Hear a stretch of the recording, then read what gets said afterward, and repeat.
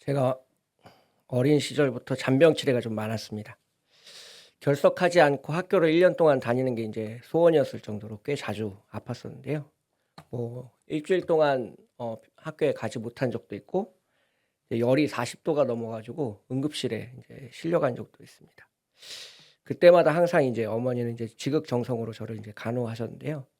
이제 머리에 물수건을 이제 때마다 갈아 주시고 또 이제 땀이 흘러 있는 제 몸을 이제 수건으로 이제 열심히 닦아 주셨습니다.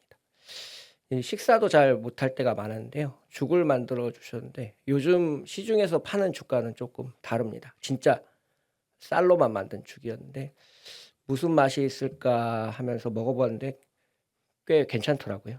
조금 이제 커서는 밥을 한 50 번씩 씹고 삼키라고 이제 말씀을 해 주셨는데 그때 처음 알게 됐습니다. '아 밥맛이 있다.'라는 걸 이제 알게 된대. 오래 씹으면 이제 우리 몸에 있는 침과 이제 그 쌀이 섞여서 이제 당이 나오게 되고 그게 굉장히 달다라는 것을 이제 처음 알게 됐습니다. 그래서 인제 하나님 말씀도 이렇게 곱씹으면 굉장히 달다라는 표현을 오늘 본문 속에서 하고 있는데요. 103 절, 104 절의 말씀을 함께 읽도록 하겠습니다. 103 절, 104 절인데요. 주의 말씀의 맛이 내게 어찌 그리 단지요. 주의 법도들로 말미암아 내게 명철하게 되었으므로 모든 거짓행위를 미워하나이다. 아멘. 히브리어 성경에서는 이제 하우나 왓에 해당하는 이제 그 마라는 의문사가 가장 앞에 나오게 됩니다. 그래서 운율을 맞추기 위함인데요. 이제 97절부터 이제 104절까지는 이제 영어로 옮기게 되면 그 M이라는 음가를 갖게 되는 이제 히브리어, 이제 맴이라는 히브리어를 사용하게 됩니다. 그래서 이제 마라는 단어가 나오게 되고, 그래서 이 시적 표현은 이제 시작할 때 얼마나 단지 모르겠습니다. 라는 의미가 제일 앞에 나오게 됩니다. 이제 말씀이 꿀보다 더 달다라는 의미를 이제 우리에게 전달하고 있는데요. 새벽 기도에 나오신 분들은 이 말이 무슨 의미인지 잘 아시리라고 믿습니다. 성경 통독을 하다 보면 이제 구약 성경의 여러 배경사에 대해서 공부를 하게 되고 약소국인 이스라엘이 얼마나 치열하게 살아남기 위해서 고군분투했는지를 알게 됩니다. 또한 정치적인 배경을 가지고 이제 열왕기 상하를 읽게 되면 당대의 왕들이 어떤 고민을 가지고 있었는지도 이제 알게 되고 인간적인 연민을 이제 느끼게 되기도 합니다. 예를 들면 그런 거죠. 이제 다윗이 이제 아들 압살롬이 반역하여서 이제 피난 가는 길이 있지 않습니까? 그 피난 가는 길이 이제 삼국지에서 유비가 이제 피난민들을 데리고 후퇴하는 그런 장면만큼 꽤 이제 인상적으로 우리에게 다가온다라는 것입니다. 그렇게 이제 성경을 읽게 되면 정말 말씀의 맛이 무엇인지 알게 되는데요. 이 본문 속에서 우리에게 이야기하는 첫 번째 은혜를 여기서 찾을 수 있는데요. 첫 번째는 이제 말씀 묵상을 통해서 기쁨을 얻는다라는 것입니다. 이 여기서 말씀 묵상하는 방법을 이제 구체적으로 이제 본문에서는 이야기하고 있습니다. 97절의 말씀을 함께 읽을 텐데요. 97절의 말씀 함께 읽겠습니다. 내가 주의 법을 어찌 그리 사랑하는지요. 내가 그것을 종일 작은 소리로 읊조리나이다. 그래서 이 입술로 이제 그 아주 짧은 성경 구절이지만 그것을 반복해서 이제 이야기하고 있는 그러한 이제 장면을 우리가 떠올릴 수 있는데요. 당시에는 이제 종이와 펜이 이제 굉장히 귀했습니다. 이제 양피지라는 것에다가 이제 그 성경을 기록하게 되었는데요.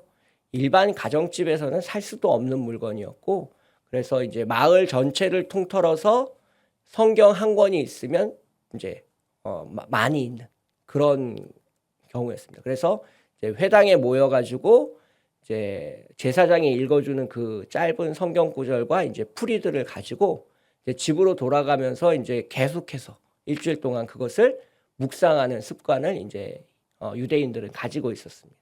왜? 성경 책이 너무 귀하다 보니까. 요즘은 이제 그냥 핸드폰을 열어서 이제 이제 성경 어플을 켜게 되고 내가 원하는 이제 성경 구절을 이제 바로 찾을 수도 있잖아요. 근데 당시에는 이제 종이도 귀했을 뿐더러 이제 배움이 많지 않았습니다. 대부분의 사람들이 이제 문맹이었죠. 그래서 글자를 읽지 못하는 사람들이 많았기 때문에 이제 제사장이 이제 짧은 성경 구절을 읽어주고 그것을 이제 암송하도록 하면 이제 집으로 돌아가서 일주일 동안 그것을 이제 암송하면서 즐거워하는 그러한 장면을 우리가 머릿속에서 떠올려 볼 수 있습니다. 그 대표적인 예가 이제 시편 1편 2절의 말씀인데요. 시편 1편 2절을 보시면 복 있는 사람은 오직 여호와의 율법을 즐거워하여 그의 율법을 주야로 묵상하는도다라고 나와 있습니다. 그래서 그 묵상하는도다라는 표현에 이제 작은 숫자가 있고 이제 그 각주를 살펴보게 되면 이제 작은 소리로 읊조린다라고 되어 있습니다. 그래서 이 하나님 말씀을 가까이 하기 위해서 이제 그때 당시의 사람들이 얼마나 말씀을 사모하고 그것을 잊어버리지 않기 위해서 날마다 되뇌었고 그 안에서 기쁨을 찾았는지 우리는 이제 알 수 있습니다. 그래서 여기 계신 분들도 말씀 묵상을 통해서 이제 하나님이 주시는 기쁨을 누리시기를 주님의 이름으로 축복합니다. 오늘 본문에서 나타난 이제 두 번째 메시지를 살펴보도록 할 텐데요. 105절의 말씀을 함께 읽도록 하겠습니다. 105절입니다. 주의 말씀은 내 발의 등이요 내 길의 빛이니이다. 이 105절부터 112절까지는 영어로 N에 해당하는 음가를 갖는 눈이라는 이제 히브리어가 제일 앞에 나오게 됩니다. 그래서 이제 105절에서는 등불에 해당하는 네르라는 말이 이제 첫 번째의 위치에 있는데요. 여기서 시인은 우리가 왜 성경을 읽어야 되는지에 대해서 분명하게 이야기하고 있습니다. 하나님의 말씀이 등불이고 내가 걸어야 가야 될 길을 비춰주는 빛이다. 이렇게 고백하고 있습니다. 여기서 오늘 본문에서 강조하는 두 번째 메시지를 발견할 수 있는데요. 두 번째, 하나님의 말씀이 우리를 인도한다라는 것입니다. 그래서 여기서 등불은 이제 우리가 오래전에 사용했던 이제 호롱불에 비유할 수 있습니다. 이제 아주 어린 시절에 이제 호롱불을 켠 이제 친척 할머니네 집에서 하루 자본 적이 있는데요. 정말 어둡더라고요. 방 안에 사람 얼굴이 간신히 이제 구분될 정도로 이제 어두운 그런 호롱불이었습니다. 그래서 조선 시대를 다룬 사극을 보면 밤에 그런 호롱불을 들고 이제 걷는 모습을 볼 수 있는데 굉장히 속으로 무서웠겠다라는 생각을 해볼 수 있습니다. 그래서 그렇게 아주 약한 빛이지만 우리 앞에 한 걸음을 이제 비춰주는 그 빛으로 이제 말씀이 우리에게 작용하고 있다라고 이야기하고 있습니다. 누군가 저에게 이제 성경을 왜 읽어야 되냐라고 물어보신다면 이제 5가지 정도의 이유가 있다라고 답변을 드립니다. 첫 번째는 이제 방금 이야기한 것처럼 이제 말씀이 우리를 인도하기 때문에 읽어야 된다라고 이야기를 하고요. 그것을 쉽게 비유해서 이제 성경 말씀이 등대입니다라는 표현을 사용하게 됩니다. 그래서 이제 그 바닷가에 나간 배가 길을 잃지 않게 하기 위해서 등대가 계속해서 빛을 비춰주는 것과 같이 이제 성경 말씀이 우리가 길을 잃지 않게 하기 위해서 우리에게 빛을 비추어 주어서 우리가 지금 어디에 있는지 그리고 어디로 나아가야 되는지에 대한 분명한 방향을 제공한다라는 것을 이야기하고 있습니다. 두 번째로는 이제 저는 비유로 말씀이 나침판과 같다라고 이야기합니다. 인생의 중요한 순간 남쪽으로 가야 할지 북쪽으로 가야 할지를 모를 때 우리에게 좋은 지침을 주는 것이 바로 이 나침판의 역할인데요. 성경 속의 인물이 어떤 상황에 놓여 있었고 그런 상황 속에서 어떤 선택을 했는지를 알면 우리 인생의 고민이 많이 사라지게 됩니다. 그래서 내가 어떤 선택을 해야 하나님이 기뻐하실지를 알 수 있기 때문에 성경은 나침판과 같다라고 이야기를 하게 됩니다. 세 번째로 성경 말씀은 이제 거울과 같다라고 제가 이야기를 합니다. 그래서 이 성경을 묵상하다 보면 나의 심적 상태가 지금 어떤지를 분명하게 알게 됩니다. 내가 지금 누군가를 미워하고 있다면 이제 그 묵상 가운데 그 미워하는 마음이 드러나게 되고요. 이제 얼마나 내가 지금 사소한 것에 분노하고 있는지, 내가 하나님 말씀과는 아무 상관없이 오늘을 살아가고 있는지를 이제 묵상을 통해서 알 수 있습니다. 그래서 성경 말씀이 거울이 돼서 내가 내 모습을 바라보고 이제 죄인인 내 모습을 깨닫고 하나님 앞에 이제 기도할 수 있게 되는 것이 성경을 읽는 이제 세 번째 유익이다라고 이야기하고 있습니다. 그래서 성경 말씀을 통해 나를 바라보게 되고 새로운 다짐을 하게 되는데요. 오늘 본문 112절에서도 시인의 반응이 비슷합니다. 112절의 말씀 함께 읽도록 하겠습니다.